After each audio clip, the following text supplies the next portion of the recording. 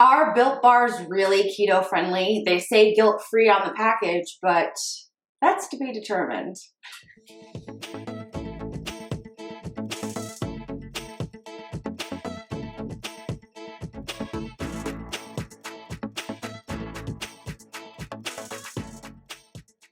Hi guys, welcome back to my channel. I'm Samantha Souza, certified nutrition coach and keto specialist. I've been keto for over 12 years. I teach people how to live ketogenically, sustainably. And today we're going to be talking about a question that was asked of me in one of my Diet Destroyers in my Diet Destroyer program. Information about my lifelong coaching program where you pay one price and get direct nutrition coaching from me for life down below in the description box. Wait, before we get started, have you liked and subscribed? I'll wait. But today, ahead of one of my support calls that I do with my Diet Destroyer clients, she was asking me about Built Bars because there's a lot of conflicting information online about whether Built Bars are ketogenic or friendly to the keto lifestyle. Now, in all things keto world, this is going to be up to your interpretation. Some people are super clean, almost ketovore. That's kind of more where I'm at. Some people do really dirty keto. And some people really consider themselves more just low carb and they try to keep fats a little bit higher and carbs a little bit lower. Wherever you fall on the spectrum, it's totally fine. It's about finding what works for you. But today I'm going to be going through all the ingredients in the Built Bar so that you can kind of decide for yourself how you feel about it and if it's something that you want to incorporate into your low carb or keto lifestyle. So let's go through my personal opinion of the Built Bar. I'm not really much of a bar person. If I'm gonna have a keto treat or a keto processed food, it's not going to be a bar. Just, that's my personal preference. But some people really like them and they are convenient for when you feel like you're on the go. I do like having things like that in my purse just so that I'm never stuck in a situation where I don't have a keto option. That's a really, really great tip, by the way. Always keep something in your purse. Or backpack or car or what have you. Maybe you're a man. But men can carry purses. But it is odd how a woman's purse looks so good on me, a man. So going through the Built Bar ingredients, there's a couple of things that I think might be something that you want to consider before consuming one. First of all, it's protein heavy, okay? So we're leaning more high protein and lower on the fats. So is this bar inherently ketogenic in terms of macronutrients? No, it's still a protein bar. It's just a little bit lower in the glycemic index than maybe a traditional protein bar that you would find at like a GNC or on Amazon. Typically, when you see something advertised as keto-friendly, it's because they've added fibers and sugar alcohols to sweeten the bar to lower the net carb value.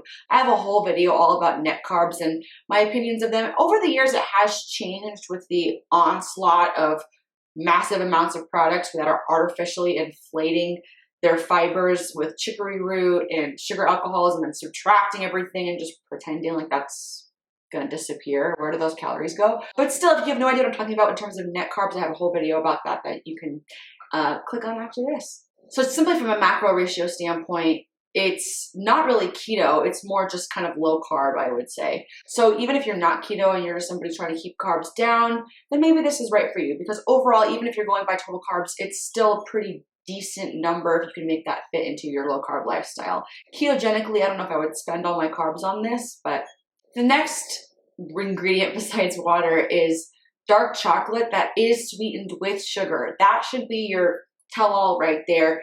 It's already using chocolate that's using regular sugar. For some people, this can be a trigger, and some people say that because the amount is so small, it really shouldn't matter as long as the carbs fit. That's going to be a matter of personal opinion, but I always feel like if you're advertising something as a keto product and then you have sugar in the ingredients, it's already kind of a misstep in terms of understanding the value that the customer purchasing that product is looking for in terms of ingredient lists. Another ingredient that's being used all the time now is chocolate liqueur. There's not a lot of long-term study on how chocolate liqueur or liquor affects you metabolically, so I tend to shy away from that product just because we don't know enough about it yet in terms of its nutritional value applied to like fake chocolate sweetened sugar products. And here's where we get to the nitty gritty, okay? This is the big one. Digestion-resistant maltodextrin. Maltodextrin does tend to spike blood sugar even though it is digestion-resistant. It's so hard to say. I tend to advise people to avoid it. Again, everybody is bio-individual and some people can tolerate things like that better than others.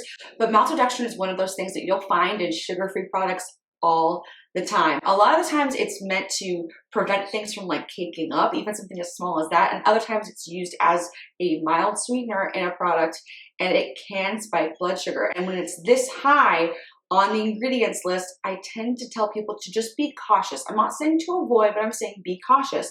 Listen to how your body responds. Think about your results. The weeks that you tend to incorporate products that have maltodextrin in them. Are you losing a little bit less? Are you feeling a little bit bloated and puffy? Could be the maltodextrin. Pay attention to your body. The next ingredient is glycerin. This is one that's not commonly found in products, but it is in some here and there. And I, again, just like maltodextrin, encourage you to be cautious. Glycerin is a sweetener. It is a natural derivative, but it does tend to cause water retention. Not fun. So obviously, if you're living a ketogenic diet, you're not looking to retain water. In fact, keto is great at getting rid of a lot of excess water weight because water molecules do attach to carbohydrates. So when you eliminate carbohydrate, that's why you tend to lose a lot of water, especially in the beginning when you first become keto. So why would you eat a product that has glycerin that's going to bring that water back? It's going to make you look less lean. It's going to make you feel bloated. A lot of people don't tend to metabolize it very well. However, it's a great product in like skin products and makes you feel moisturized, etc. I don't like to ingest it personally, but listen to your body. I'm just alerting you to the possible side effects, okay? I would put glycerin sort of in the maltitol family. Again, if you haven't watched my net carb video, go watch it. I talk a little bit about maltitol. It's basically sugar's cousin. It's not going to be as impactful as sugar, but it's maybe even their sister. It's like half as bad. It's like one step removed. Maybe cousin was more accurate. Glycerin's kind of in that same family, so it's not completely subtractable. I don't know if they're counting it as a sugar alcohol because it's not one, but the labels are weird, so I would just, again, be cautious when you see something with glycerin in it. The rest are fine. Cocoa, gelatin, natural flavor, something that's kind of annoying because we never know what that is. There's no government mandated rule for what natural flavor could mean. So it's basically a catch-all in a Pandora's box. Like, we're not going to tell you what it is. It's frustrating when you see things with natural flavor. So I'm always, again, cautious. So let's look at all the ingredients so far in a Built Bar. Chair keeps squeaking. Okay, already the macronutrient ratio is off when you're looking for ketogenic. It's a little bit too high in protein, could potentially kick you out of ketosis. Then we have the dark chocolate made with sugar and chocolate liqueur, suspect. Then we have the maltodextrin, and absolutely not. The glycerin, again, probably not. And then natural flavor. There's a lot. I would say more than half of the ingredients in a Built Bar are kind of sus, but that doesn't mean that you shouldn't eat them. I always advocate for my clients what's going to make a low carb or ketogenic lifestyle more sustainable for you. If having a Built Bar every once in a while is going to keep you on plan and living your lifestyle more long term to maintain your result or achieve your result, then have one. I'd rather that than you get frustrated and give up and have a Snickers. So it's all relative. I think keto gets a bad rap a lot of the time because people are so dogmatic about you absolutely can't, you absolutely shouldn't. I think that just leading from education and learning about what all these ingredients do and how they may or may not affect you, then you can make your own decisions and see how you can incorporate them or not, and the frequency is also important as well. If you found this video helpful, please check out some of my other videos on my channel and like and subscribe if you haven't already. It really helps my channel. Let me know down below if you've tried Built Bar, if you want me to go over the ingredients of another product in the ketogenic space.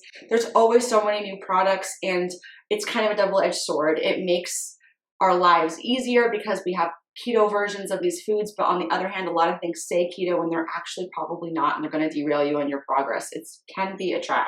Pay attention. I think you might like one of these videos here. I'll see you next time on my channel. Bye.